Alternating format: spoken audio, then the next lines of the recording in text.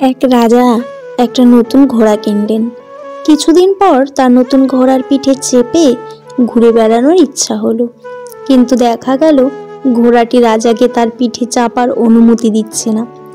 ঘোড়াটি রাজাকে বারবার ফেলে দিতে লাগলো, এমনকি সেটিকে তার জায়গা থেকে এতটুকু সরানো গেল না। রাজামশাই বিরক্ত হলেন। তিনি তার সেরা ঘোড়াওয়ারকে ডেকে পাঠালেন। তাকে দায়িত্ব দিলেন যাতে 1 মাসের মধ্যে ঘোড়াটিকে দৌড়ানো আর সওয়ারি করা শেখানো যায়। কিন্তু 1 মাস পর লোকটি এসে জবাব দিল যে কোনো মতোই ঘোড়াটিকে ছোটানো যাচ্ছে না, পিঠে চাপা তো দূরের কথা। এটা শুনে রাজা খুব চিন্তায় পড়লেন। তিনি ঘোষণা করলেন, এমন কোনো ব্যক্তি যদি থাকে যে ঘোড়াটিকে প্রশিক্ষিত করতে সক্ষম হবে, তাকে পুরস্কার দেওয়া হবে। ঘোষণা শুনে এক ব্যক্তি এগিয়ে এলেন। তিনি 1 মাসের জন্য ঘোড়াটিকে নিয়ে গেলেন। 1 মাস পর রাজামশাই দেখলেন সেই ব্যক্তি ঘোড়ায় চেপে রাজসভায় আসছেন। রাজা অবিশ্বাসের সুরে বললেন, কিভাবে এটা সম্ভব হলো, আমাকে বলুন।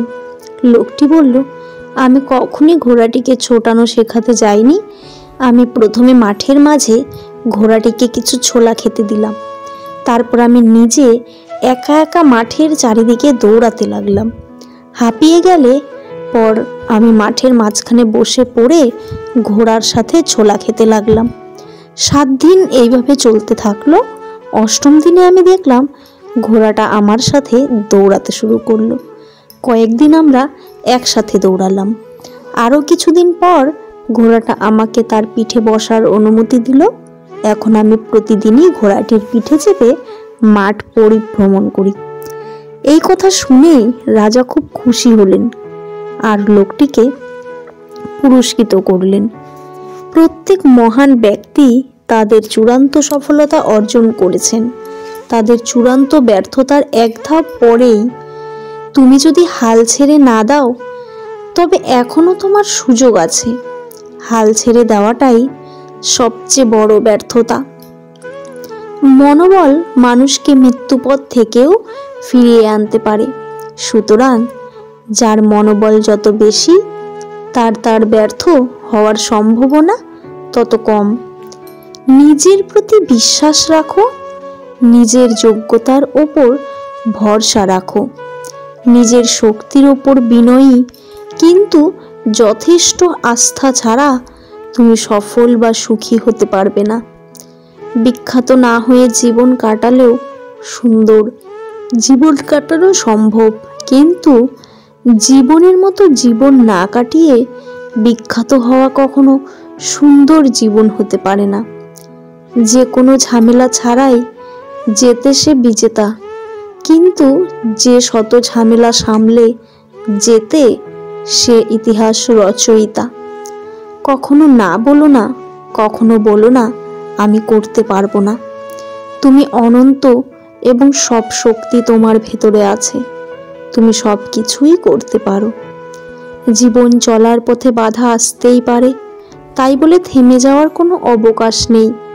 যেখানে বাধা আসবে সেখান থেকেই আবার শুরু করতে হবে। প্রত্যেক মহান ব্যক্তি তাদের চূড়ান্ত সফলতা অর্জন করেছেন তাদের চূড়ান্ত ব্যর্থতার 1 ধাপ পরেই। জীবন হোক কর্মময়, নিরন্তর ছুটে চলা। চিরকাল বিশ্রাম নেওয়ার জন্য তো কবর পড়েই আছে। চলুন আজকের দিনটাকে আমরা উৎসর্গ করি, যাতে আমাদের সন্তানরা কালকের দিনটাকে উপভোগ করতে পারে। চলুন আজকের দিনটাকে আমরা উৎসর্গ করি, যাতে আমাদের সন্তানরা কালকের দিনটাকে উপভোগ করতে পারে। বিখ্যাত না হয়ে জীবন কাটালেও সুন্দর জীবন কাটানো সম্ভব, কিন্তু জীবনের মতো জীবন না কাটিয়ে বিখ্যাত হওয়া কখনো সুন্দর জীবন হতে পারে না। যে তার পিতামাতাকে সম্মান করে তার মৃত্যু নেই। মেধা থাকলেই তাকে মেধাবী বলা যায় না। মেধাবী হলো সেই যার মেধা না থাকা সত্ত্বেও চেষ্টা দিয়ে নিজেকে এগিয়ে নিয়ে যায়।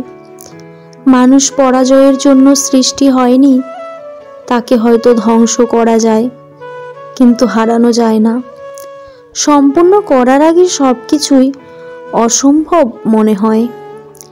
একদিন এক সিংহ তার এক গুহায় গভীর ঘুমে আচ্ছন্ন থাকা অবস্থায় একটি ইঁদুর ছোটাছুটি করতে করতে সিংহের নাকের এক ছিদ্রে ঢুকে পড়েছিল। সিংহের ঘুম ভেঙে যাওয়ার ফলে সে রেগে গিয়ে ইঁদুরটিকে থাবা দিয়ে মেরে ফেলতে চেষ্টা করছিল, কিন্তু ইঁদুরটি অত্যন্ত বিনয়ী সুরে সিংহের কাছে প্রার্থনা করেছিল তাকে না মেরে ফেলার।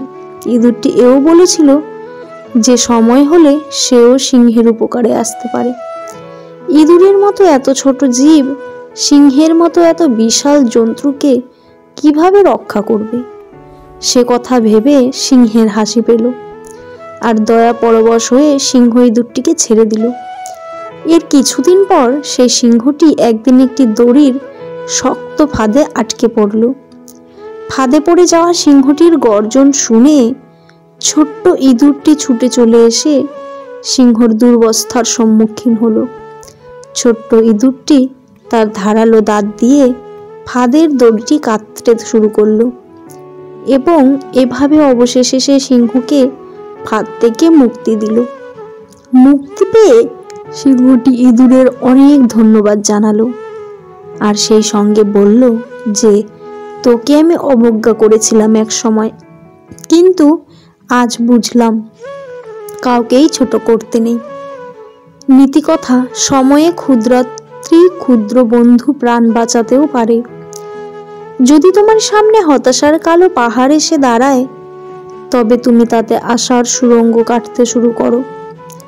একজন মানুষ অন্য একজন মানুষের নামে তোমার কাছে কিছু বললে তাতে কান দিও না, সবকিছু নিজের হাতে যাচাই করো। ব্যর্থ হওয়ার নানা উপায় আছে, কিন্তু সফল হওয়ার উপায় একটাই। তোমরা একে অন্যের প্রতি হিংসা করো না, ঘৃণা বিদ্বেষ করো না, এবং একে অপরের থেকে মুখ ফিরিয়ে নিও না। স্বপ্ন পূরণ করতে বেশি সময় লাগবে বলে স্বপ্ন দেখা ছেড়ে দেবেন না। যেভাবেই হোক সময় কেটে যাবে। ভিডিওটি ভালো লাগলে চ্যানেলটি সাবস্ক্রাইব করে পাশে থাকা বেল আইকনটি প্রেস করে দেবেন। ধন্যবাদ।